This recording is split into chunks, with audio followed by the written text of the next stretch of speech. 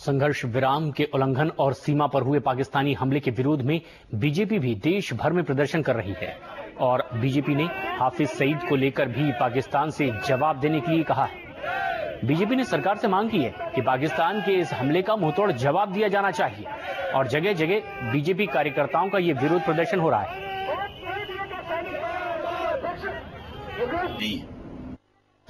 और ये विरोध प्रदर्शन लगातार अब सड़कों पर देखने को मिल रहा है। रविकांत हमारे सहयोगी इस वक्त हमसे सीधे जुड़ रहे हैं। रविकांत, कहां-कहां इस तरह से विरोध प्रदर्शन हो रहे हैं? देखिए, भारतीय जनता पार्टी ने इस बात का ऐलान किया है कि पूरे हिंदुस्तान में आज जो कुछ घटना हुई मेंढर में, उसके खिलाफ राष्ट्रव्यापी विरोध दर्ज कराएगी। और इस वक्त हम यहाँ मौजूद हैं, आप मेरे पीछे देख सकते हैं। इस वक्त भारतीय जनता पार्टी के जितने भी कार्यकर्ता हैं वो मौजूद हैं और अपना विरोध दर्ज करा रहे हैं। और हमारे साथ मौजूद हैं दिल्ली बीजेपी के प्रवक्ता। सर, ये बताइए कि जो कुछ भी घटना हुई यहाँ पर, भारत सरकार ने अपना विरोध जताया, लेकिन जो आम लोग हैं उनका गुस्सा थम नहीं रहा है और वो चाहते हैं कि सरकार एक कठोर स्टैंड ले। बिल्कुल सही कहा आपने कि जनता में आज आक्रोश है, क्योंकि जो दिक्कतें उन्होंने सामना की है, जो हुआ है, आपको समझना पड़ेगा। पहली बात तो है, जिनीवा युद्ध पैक्ट जो था उसका उल्लंघन किया गया है। युद्ध में एक दूसरे को मारना ये तो स्वाभाविक है, किंतु इस प्रकार शरीर को क्षत विक्षत कर देना, इस प्रकार सर को धड़ से अलग करके एक ट्रॉफी के रूप में उसे अपने देश में ले जाना, यह बहुत जघन्य अपराध हुआ है पाकिस्तान से। और दूसरा एक बहुत महत्वपूर्ण विषय है, आप देखिए एलओसी, जो कि दोनों देशों के बीच प्रेम और संबंध का जो वास्ता है वो एलओसी से होता है कि किस प्रकार के संबंध दोनों देशों में बनेंगे, हम कितना सम्मान करते हैं एलओसी पे, इस पे निर्भर करता है। किंतु पाकिस्तान ने एलओसी से बांध कर, एलओसी को लांघ कर यह जो घटना है उसको अंजाम दिया है। तीसरा विषय है बहुत महत्वपूर्ण, बारंबार पार्टी कह रही है कि यह स्टेट प्लेयर्स इन्वॉल्व हैं, इसमें स्वयं पाकिस्तान का आर्मी जो है वो जुड़ा हुआ है, यह कोई नॉन स्टेट प्लेयर इन्वॉल्व नहीं है।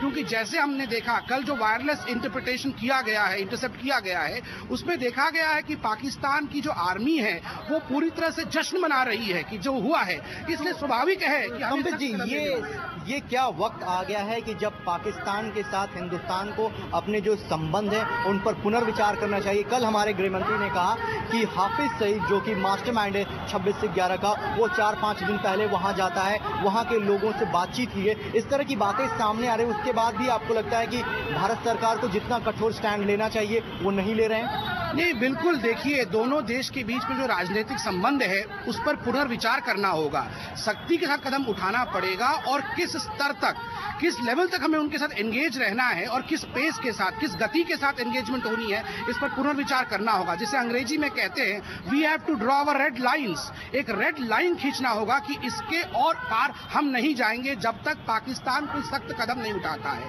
हमने उन्हें लाहौर में बस सर्विस दी, लाहौर तक वाजपेयी जी गए, बदले में उन्होंने कारगिल दिया।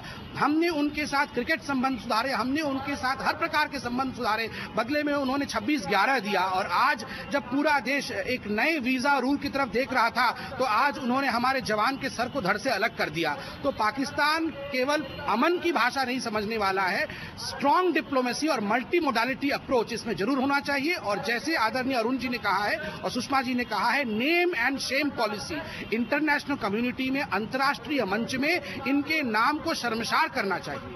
आपसे बातचीत जारी रखेंगे, लेकिन इन सब के बीच आपको दिखा दें कि जो भारतीय जनता पार्टी के जो कार्यकर्ता हैं यहाँ पर लगातार बड़ी संख्या में जुड़ रहे हैं। जो पाकिस्तान का पुतला है वो यहाँ पर जलाया जा रहा है और उनका कहना है कि जो एक सैनिक का दूसरे सैनिक के प्रति सम्मान होता है उसे बरकरार नहीं रखा गया और जिस तरीके से सर काटा गया भारतीय सैनिकों का, ये जाहिर तौर पर ये इसको हम बर्दाश्त नहीं कर सकते हैं। और पूरे राष्ट्र में इस बात का विरोध दर्ज कराने के लिए जो कि मुख्य विपक्षी दल है भारतीय जनता पार्टी, इस बात को रख रही है। कल सुषमा जी ने बात की थी एनएसए से, उन्होंने ये अपनी आपत्ति दर्ज कराई थी, लेकिन कल भारतीय जनता पार्टी की तरफ से ये कहा गया कि सरकार की तरफ से अभी भी कोई आप लोगों को जवाब नहीं मिला है। ये देखिए, एक राजनीतिक इच्छा शक्ति की कमी कहीं न कहीं दिख रही है। यही आदरणीय सुषमा जी ने भी कहा है और हम सबको महसूस हो रहा है।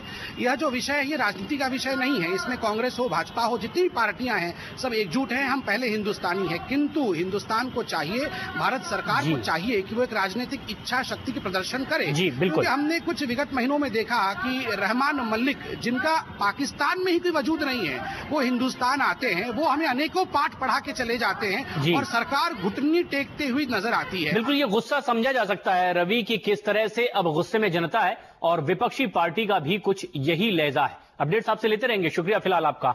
इधर दिल्ली के बिंदापुर इलाके में मां बेटी की निर्मम हत्या कर दी गई। हमलावरों